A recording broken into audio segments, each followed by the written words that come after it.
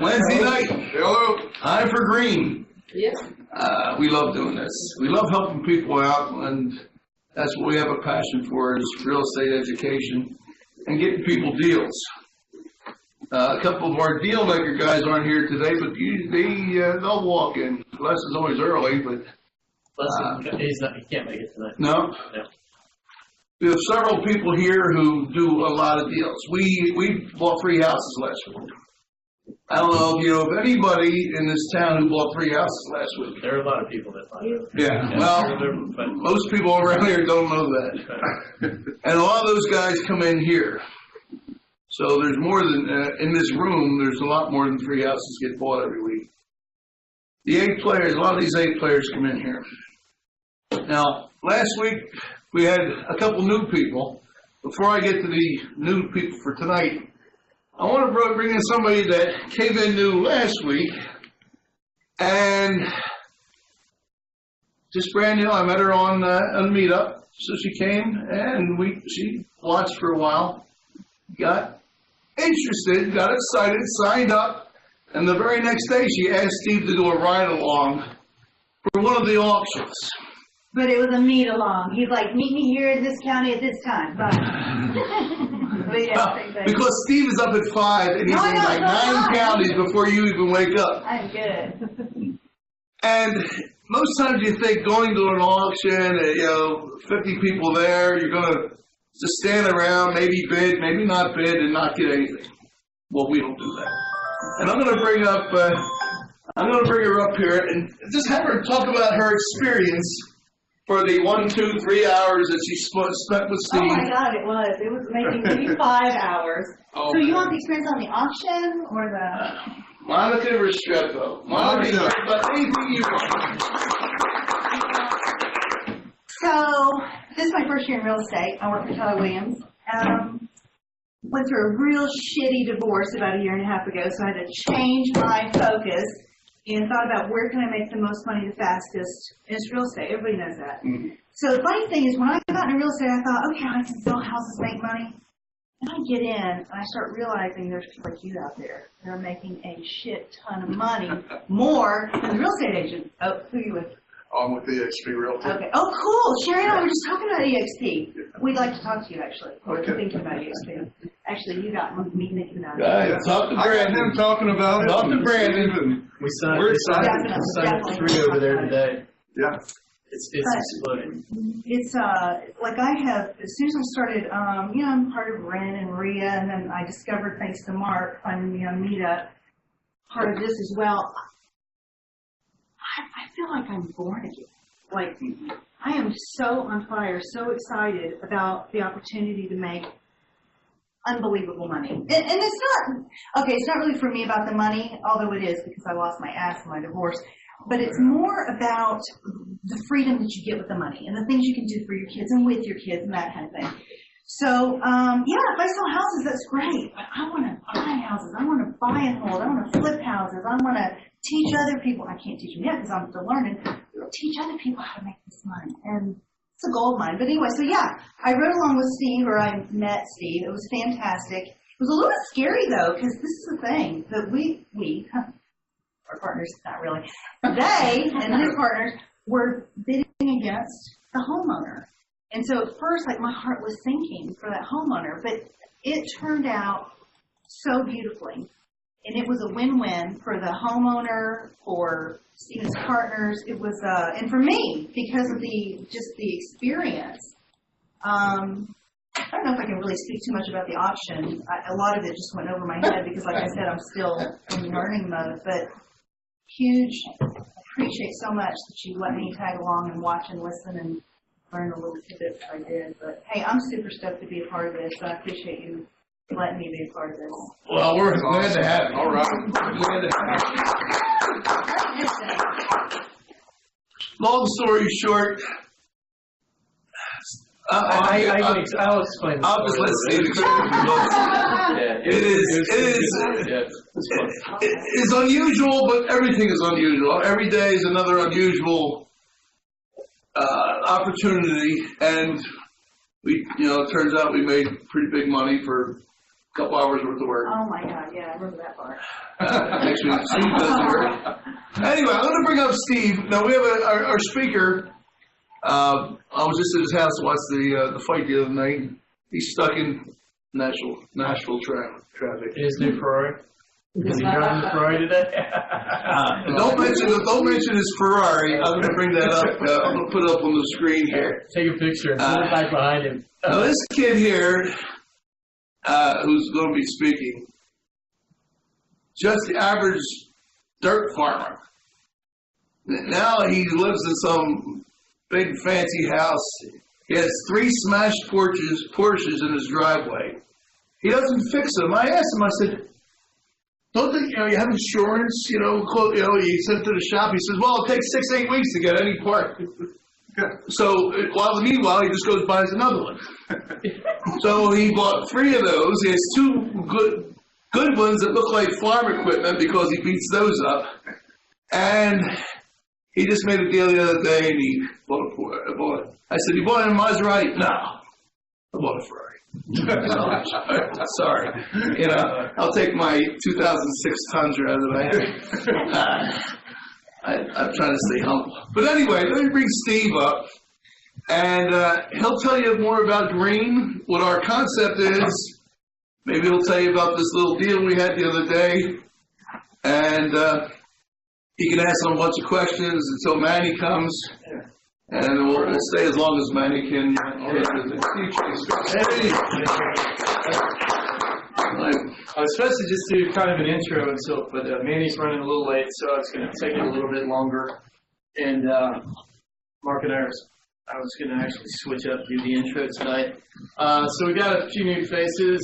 I'm Steve, and I'm Steve. Nice to meet you. I'm Steve. And I met Jay last time here. Just to let you guys know, this is Green Global Real Estate Education Network. We run an investor club meeting here every Wednesday. Basically try to reach out to everybody, get as much information as we can, try to deliver to you guys something useful, valuable, and also network with each other. And I'm going to talk a little bit about that. To finish up that story, it was actually, I was a little bit proud of myself. There's some things that you can only experience, and you got lucky enough to see one of them. And it was, I can give you a little bit of the texture, but it was actually pretty intense. The person, there were 3 of us, actually 4 of us bidding on the property, but one of them happened to be someone that I partner with. So we go in, you throw in, and I teach an auction class, but I'll give you guys a little bit of heads up. If you are working with somebody, you'll throw in a placement bid just in case, you just do it. So no matter what, if you're going to an auction, you have any intentions of possibly purchasing, and things start running, you throw in a placement bid. You have to get in line somewhere. And so we knew what we were willing to pay. Adam threw in a placement bid. He's my partner on the deal. And then I was going to run with whoever was running. And so the bid started at $42,998. Adam goes in at $43,000. And there were 3 of us going, and one guy, and I was not 100% certain that it was actually the homeowner. I didn't realize this. Adam had overheard the conversation. I suspected that these people didn't have a check, that they didn't verify funds, and you have to have a cashier's check at this auction.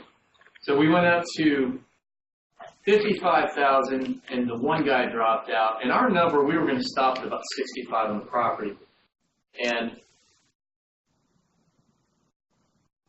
so it goes up to $65,000. I went $65,100 just to see if this guy didn't have it or had it in his pocket or what it was, if he had a number. I didn't know if the guy had a number. That was really about as high as I wanted to do. Well, basically, he didn't have his money. His daughter drives up with a check for $43,000 that came from someone else. So basically, I just kind of, you have to have approval. You can't negotiate with someone without the auctioneer's permission, without the attorney's permission of the person involved. And I just said, I looked at the guy and said, look, it's his house, and I didn't realize he was the homeowner. So look, at first I thought they were going to, they have to throw out his bids. Well, the other guy had dropped off at $55,000, and I was at $55,100. Our bid was up to $65,100. I told him, you can have it for $65,100. This is going to fall back to me. Don't worry, I could sell it. I could rehab it and sell it for more. There's a such thing as karma. You don't kick somebody out of their house because you can make more money off of it. That's not the way you do things in life. Now, I've seen that done. In fact, it happened to a former client of mine, and I saw it happen at a Davidson County auction. And I told the guy, I said, look, she'd like to buy her house. She had a contract on it. That's not how I do things. There's just better ways to make money than off the backs of people and their equity, in my opinion. Now, having said that, life doesn't happen in a vacuum. There's normally a reason why people get there, but a lot of times it can be a true hardship situation. You just don't know. These guys wanted to stay in their home. Okay. So I said, you can have it. Now, the good thing for the homeowners, they had a second mortgage, okay? And they owed about $65,000. That second mortgage gets wiped out, so they weren't really getting hurt any by going up to about $65,000. It got wiped out at the foreclosure, and the family was going to help them out. Here's the neat part of it. So we're waiting, and they have to call California, they have to get this and that and the other. We're waiting. We're sitting here thinking, all right, it's going to be a quick $10,000, and then we'll move on and split it 2 ways, $5,000. It's no big deal.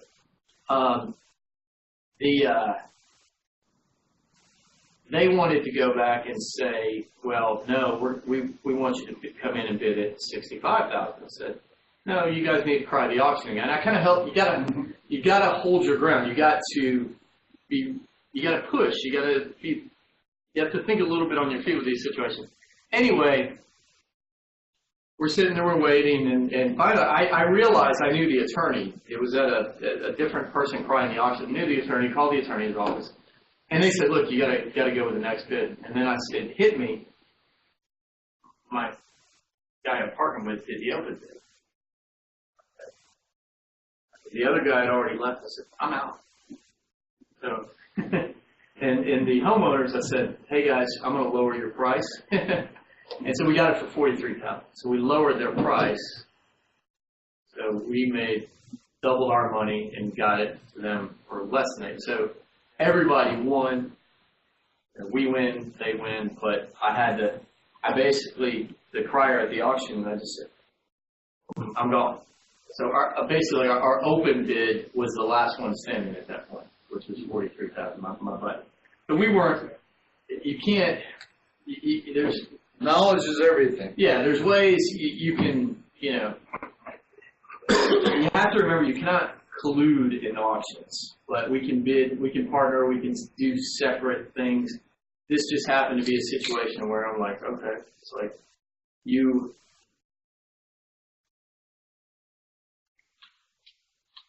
have to be careful how you go about these things, but there's collusion is what can't be done. You can't go, you can partner with anyone that you want to. I can't just meet somebody at an auction and say, hey, don't bid as high or lower your bid. Now, if Mark and I, having been partners, go to an auction, we can throw as many bids in as we want together. We're partners, that's what we do. So, can I ask a question? Yes, ma'am. So you said that if you really have intention on purchasing the property, we have to throw in a placement bid. Can Sure. your partner throw it in, or do you both? Can you throw it in and then you win the bid? Yeah, you can. There's nothing wrong. Look, if it's your partner and you work with a person, there's nothing that prevents either of you from bidding independently and separately. You don't have the duty to disclose the fact that you're partners with somebody to the public. Either one of you can cry a bid, but you have it's like a place in line. Okay, what you witnessed was something kind of broke down a little bit, and because we had that placement bid set up by one of the partners, and if that had not happened, the homeowner would have lost their house, because I wasn't going to I wasn't going to buy it for 65 and spend 65 on my cash and wait for the homeowner to, you see where I'm going with that? They had to drop that price for me to be able to get the house back to the homeowner who owned it. So in that situation, it was kind of unique. So you were able to help the homeowner. Yes. Y'all didn't profit on the deal, but you helped. No, we the homeowner. profited. Oh, you did? We profited. The first mortgage foreclosed, it wiped out the homeowner's second mortgage, and because it reverted back to a lower bid, basically. The homeowner made $65,000 on the deal. No, the homeowner. Well, no. the second mortgage. Second guy. No. That they, So they're buying it for, they were going to buy it for 65, they're buying it for 63. It's a good deal. Yeah. It worked out for everyone. No, Mark's right. They wiped out the second one. The second mortgage wasn't 65,000. Oh. No, That's the total. I think you said that was. No, that's about the total of what they owe. Oh. Yeah. So to clarify, the win-win was, you got it at 43, you made the split Yes. between that and selling it back to the homeowner. Yeah, but part of it is, it's, you have to, select video maybe, are we on there? There's Andrea. Andrea, can you hear us? Yeah. Okay, I just saw the computer do something a little odd. There's the point of that story, and I'm going to get into another story. The point of that story is sometimes there's certain things that can't replace experience. Mm-hmm. If you had just walked up on that, there would be no possible way you would have. That's an experience bidding process, and Monica was lucky to see that the first time out of the gate, because sometimes it's aggressive. I mean, you've got to know what you're doing. Some people, it's not about ego either. Some people do it for ego, and we will. If you have a territory, you can make it about ego. It depends on what your funds are. Try to push everyone out, and then they don't come back as often. I could say we may do that a little bit sometimes. We have a. Well, we just have certain locations where when they see us and they know that's sort of our specialty, then we're less inclined to get competition because they know that we have some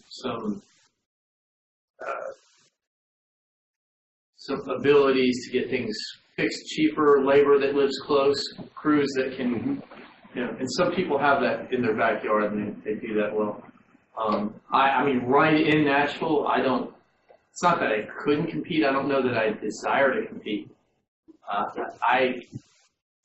You may not have heard this, but I mean, I talked to a guy and he works with about a $20 million budget. And he basically told me that he will bid to a zero margin, literally, to push other people out. That's it. Now, what somebody sees as zero margin may not be correct. He might miss his numbers. He might evaluate something wrong. Every once in a while, he may not show up. But that's what you're going against when you bid at an auction in Davidson County. And it really, Davidson, Williamson, Rutherford, Wilson, you're going against. I mean, it's not easy. It can be done. Don't get me wrong, but it's just, and that's, we've mentioned this before, our other pushy rep down in Florida. Well, she basically said it's overseas money that it could be, for whatever reason, they may be, doing the EB3 visas, just every half, EB5s, yeah, every $500,000 you invest in the United States, you can get 2 permanent visas. They have an entire legal process set up to get 2 permanent visas in the United States for an investment. And when you wire money into these banks, there's no real tracking on these auctions. It can come from anywhere. It could come from a Mexican drug cartel or a Colombian drug. It literally could, and it's not tracked that way. So what she told us, which was interesting, is she said there's down in Miami, Broward, Brevard and Dade counties, ton of money laundering, and you can't touch the properties at auction because everybody's going to pay more than what they're worth because that's just a placement, a holding card. So it's really interesting when you hear these stories from other places. So there's a lot of fun in auctions. Anyway, So if anybody was ever to buy a property at auction, or if you're an agent and you had a cash buyer that's interested, you can get good deals at auctions. It's just that you should know somebody, and there are a lot of people in this room that go to the auctions and buy properties. You should always know someone who does it, and you can waste a whole lot of time and energy if you don't know where you're going. If you don't know, you don't have your feet under you don't understand the direction, and you purchased, or with and through Lassie, you see what he does and what I we do. purchased a bunch from George. I actually had one where I tried to keep the homeowner in it because I got a great deal on it. And she owes $119 on the house. I told her I'd rent it back to her because that's why That wasn't the elderly lady over in East Nashville, was it? No, it was over in 42nd on North Nashville. Okay. And, at the end of the whole process, I was so disgusted with the lady. I looked at her and I said, if you could give me $50,000 within 2 months for your house, we would have it. She stopped paying rent. Yeah. She was paying $1,200 or $1,300 a month. Then she said, well, I can afford $800. Then when I got there, she was like $600. I was like, $600 is fine. I've got this. I'll pay cash. Let's just get your finances back. We'll refi it. I'll sell it back to you for like $8 or $9. It was almost a brand new house. I got so, and I do kind of have a big heart to be honest. I got so disgusted with the whole process. I was like, just find someone to give you $50,000.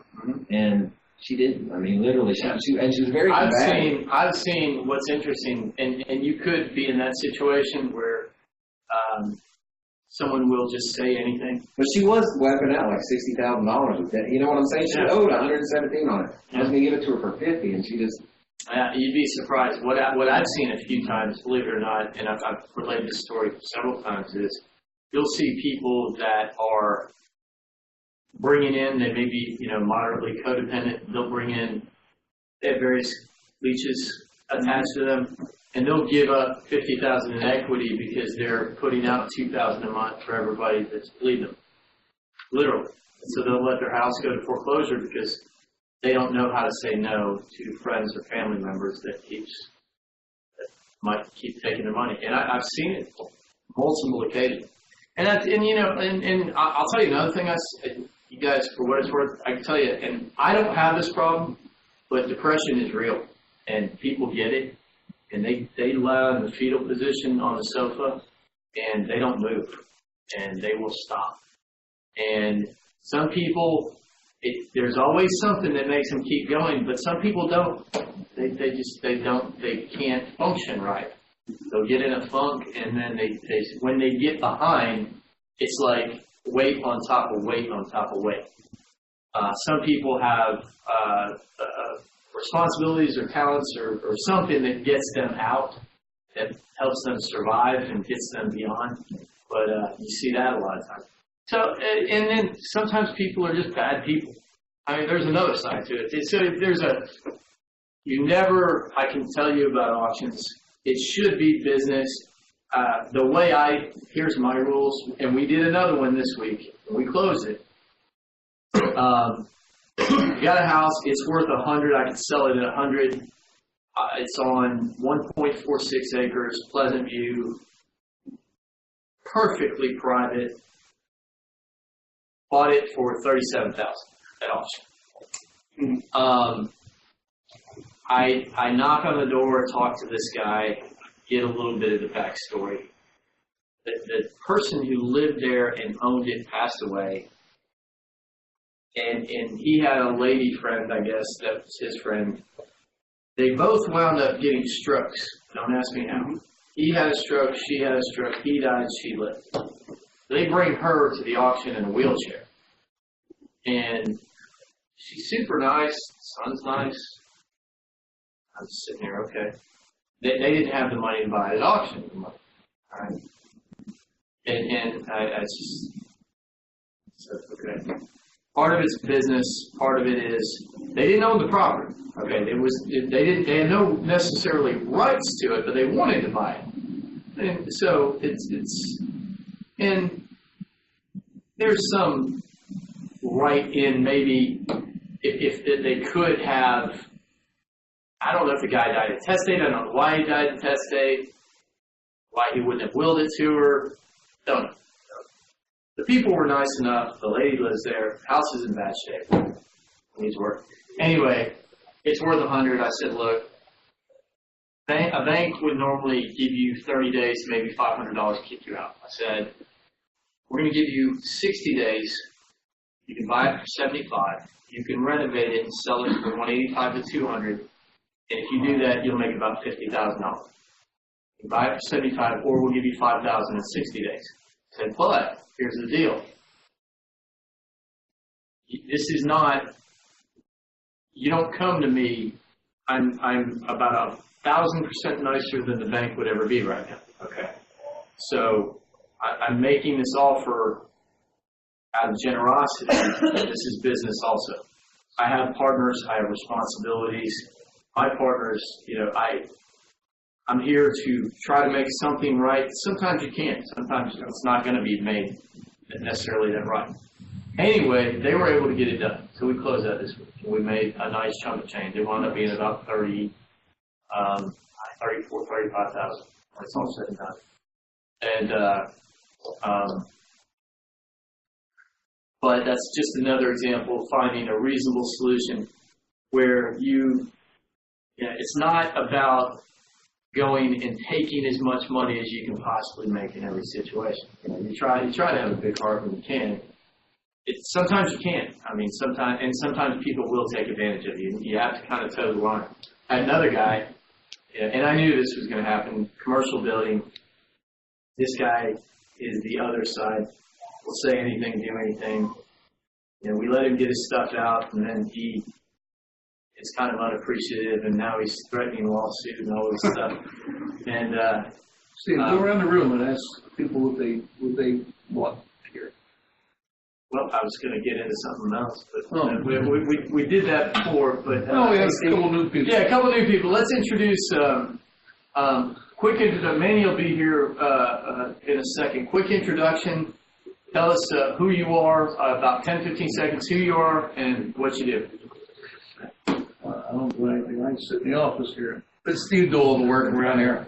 Now, Steve and I, we built Green, and you'll hear more about me. Let's go around real quick. Yeah, Marina, new real estate, zoning in Green, enjoying. J-Mac, I'm a wholesaler. Hello. Hey, I'm Caleb. I wholesale, I buy and hold, I do whatever makes sense. And I'm actually looking for private money. If I know private money lender, it'd be awesome to be connected. So, my name is Sam. I'm one of Paul's students, and I'm getting into real estate and wholesale. I'm Brandon Patrick, and I'm a broker, 22 years, and I like to teach for Green as well. So that's what I do. Shares off. I just want to learn real estate. I'm Tom. I'm a realtor with EXP, and got a large list of property that showed up on me last week that I need to talk to people about. So that's what I did. Learn as much as I can, as quick as I can. It's not a bad problem, right? Large list of properties. Yeah, when they show up. That's right. Jose, I'm a realtor as well. EXP, finished up signing up and hope to be a wholesaler. I did that in Florida. Hope to do it over here as well. I'm Linda. I'm with EXP. I'm a new former agent. I was an agent 2 years ago. Okay, which company? Jimmy's Realtor. Yeah, Robert and Realtor. Yeah. Then they got in at the bad time just before the fall. Yeah, 10 years ago. That was a tough Got time. smart enough to get right out. I got out. Yeah. Got a real job, Yeah. and now she's back in.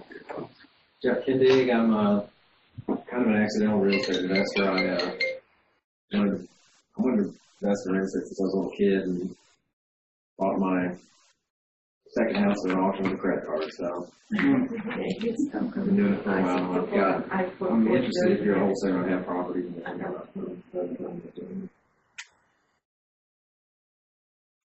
Hey, I'm Sherry Hart. I came with Monica. I met Monica in, I think, April, or maybe, no, whatever. I got my license in April, and we went through class together. I'm currently recycling, helping realtors, and I'm here to learn. I'm Monica Restrepo, and so this is my first year in real estate with Keller Williams and also with Clark. Awesome. All right, great. Yeah, what I was going to go into briefly this week before our speaker comes in.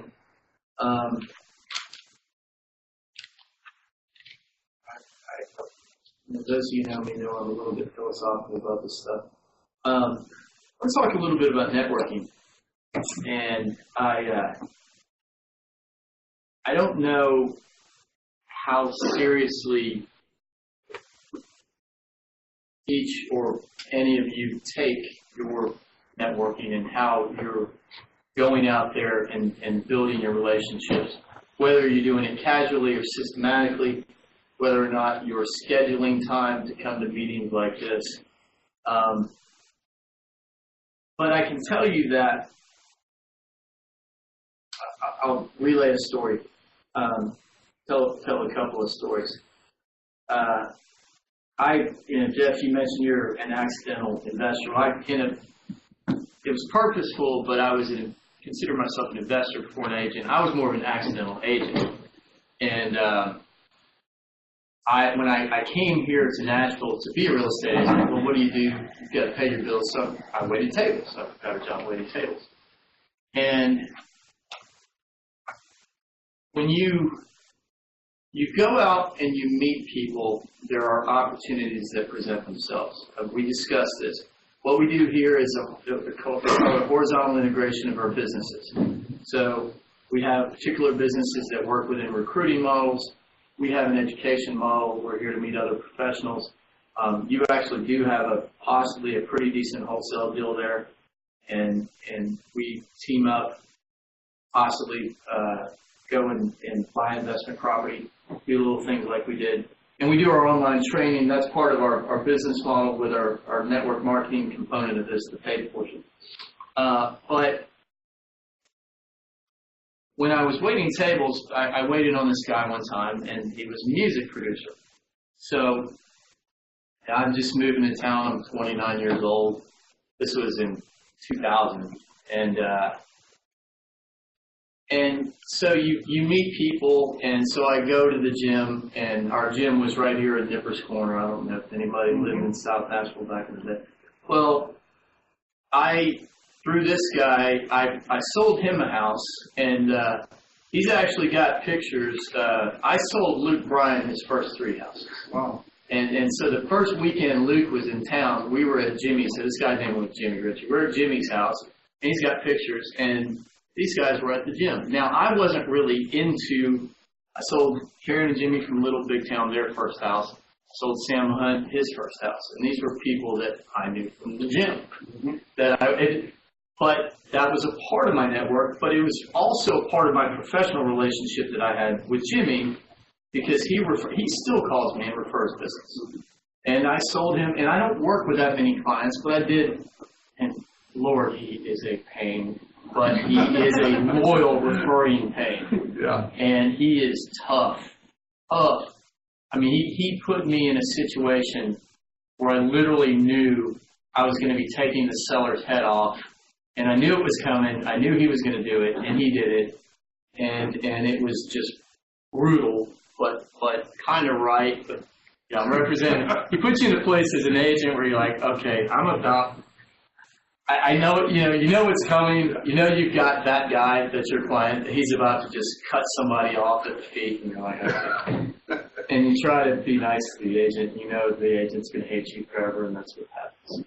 But anyway, it's been a loyal experience, and he'll still call me. And so anyway, it's just being there in these situations. I spoke and Paul's going to be here. I wish he was here to sort of verify the story. I specialize in investment real estate. I spoke at an investor club, or not investor club. I guess these people had paid a bunch of money for one of these guru seminars, and that's one of the things that we rail against, okay? So they have seminars where they have trained professionals who market to a broad swath of people. They will put out radio ads. They do opportunity seeker mailings. They'll do robocalls. They'll reach out to a broad swath. They got speakers that use neuro-linguistic programming techniques, and it's basically like selling crack. They're selling the dream. I'm not against that in general.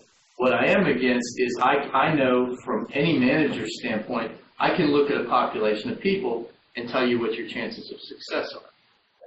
I'm not saying that everybody has a chance of success. Some people have a 90% chance and some people have a 20% chance. And it's just your DNA. It's how you're wired. You're aggressive or you're not aggressive. Okay? Some people, when they recognize they're better on being a part of a support staff or a different group, you may not be the leader and you need to recognize that. You need to go follow the leader or work with a leader.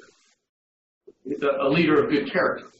So there's a way that you come in. Some people are just murderers, killers. They're going to go kill something, drag it back to death. My point about education is the people out there that broadcast this on a wide basis will indiscriminately take your money. And I think in sales, there's a certain morality that you have to maintain in sales. You don't charge someone more than it's worth. And so that's sort of our instead of charging 100 people $10,000, we want to reach out. We'll eventually get 10,000 people and charge them $100, and that's what we do. So that's the point. And we bring the same, in essence, the same quality. The guys that I can tell you right now, the guys that we're working with, between Mark and myself and Paul and Jeremy Tabor, are, for the most part, probably more experienced than the people you'll see on TV. Most of them, I'd say the real life practical experience. And I can tell you, in the people that we know, it's, there's certain things that people buy into for show and put out there for show. But the real practical education and networking, and I'm getting back to the networking stuff today. That's really what I meant to hit on. I was just thinking of this movie. Anybody ever see Being There with Peter Sellers? Anybody ever see that movie? Nobody saw Being There? Chance the Gardener? I can't believe nobody's seen that movie. I'm the only one that's seen that. Chance the Gardener, Peter Sellers. Black and white movie? Or? No, it's a story about a mentally handicapped individual, or with a learning disabled individual, who basically becomes a gardener, but he doesn't have any limiting beliefs and he has no filters. And he winds up becoming president of the United States by being agreeable and saying yes to everyone. And he throws analogies out there about watering his plants and growing his plants. And the guy basically becomes president. And it's just a reference to just literally doing what you love, not having limiting beliefs, not having those filters that keep you from achieving more. And coming to a place like this where we do this networking and developing those relationships, as we mentioned, the horizontal business integration. In certain situations, we're always going to have agents. That's a big part of what we do.